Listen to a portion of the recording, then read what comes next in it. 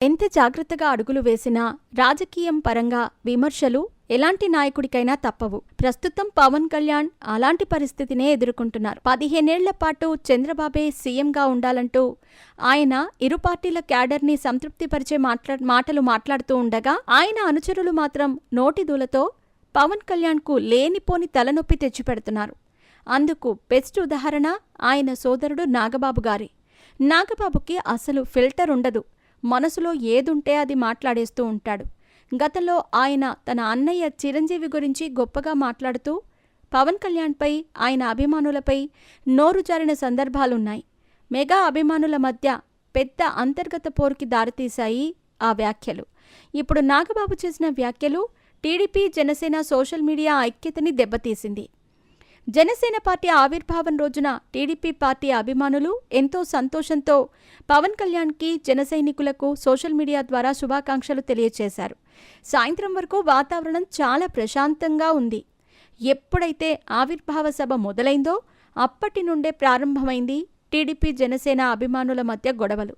నాగబాబు వర్మని ఉద్దేశిస్తూ పిఠాపురంలో పవన్ కళ్యాణ్ అంతటి ఘన విజయం సాధించటానికి ప్రధాన కారణాలు, 1 పవన్ కళ్యాణ్ చరిష్మా అయితే 2 పిఠాపురం ఓటర్లు. ఈ రెండే ఆయన గెలుపుకు కారణం. అలా కాకుండా నేనే ఆయన గెలుపుకి కారణం అనుకుంటే మీ కర్మ అంటూ వ్యాఖ్యానించాడు. ఆ రోజు నుంచి నేటి వరకు సోషల్ మీడియాలో టీడీపీ జనసేన పార్టీల అభిమానుల మధ్య పచ్చగడ్డి వేస్తే భగ్గుమనే రేంజ్కి గొడవలు చేరుకున్నాయి. ఇప్పటికే ప్రతిరోజు ఈ ఇరువురి పార్టీల అభిమానులు పరస్పరం విమర్శించుకుంటూనే ఉన్నారు. టీడీపీ పార్టీ అభిమానులు ఒక అడుగు ముందుకేసి వైసీపీ పార్టీ అభిమానులతో చేతులు కలిపి సోషల్ మీడియాలో పవన్ ఫ్యాన్స్పై విరుచుకుపడుతున్నారు. ఇదంతా నాగబాబు రగిలించిన చిచ్చు కారణంగానే అని అనటంలో ఎలాంటి సందేహమూ లేదు. ఎమ్మెల్సీ స్థానాన్ని దక్కించుకొని శాసనమండలిలోకి ఇంకా అడుగుపెట్టకముందే ఈ రేంజ్లో నోరు జారాడంటే ఇక శాసనమండలిలోకి అడుగుపెట్టిన తర్వాత ఏ రేంజ్లో నోరు జారుతాడో అని అభిమానులు కంగారు పడుతున్నారు.